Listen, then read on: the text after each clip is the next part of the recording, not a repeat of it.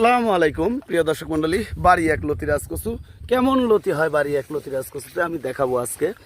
1 বিঘা জমিতে 5 মন 6 মন 7 মন করে লতি ওঠানো সম্ভব।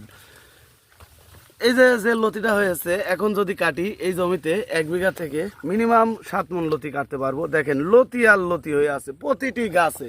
গেছে সপ্তাহে এই জমি থেকে 6 মন লতি কাটছিলাম আল্লাহর রহমতে। এই সপ্তাহে আশা করা যাচ্ছে যে 7 থেকে 8 মন লতি আমি কাটতে পারবো। আর এই লতিরাজ কচুর লাগানোর নিয়ম হচ্ছে লাইনে 1 হাত পর পর, এক লাইন থেকে আরেক লাইন 1.5 হাত পর পর।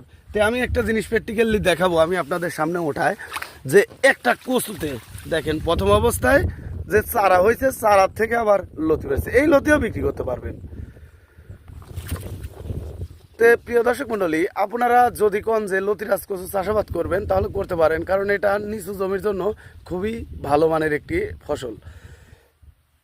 আর এই কচুটা লাগানোর নিয়ম হচ্ছে লাইনে 1 হাত পর পর, এক লাইন থেকে আরেক লাইন 1.5 হাত পর পর এই কচুটা রোপণ করার নিয়ম।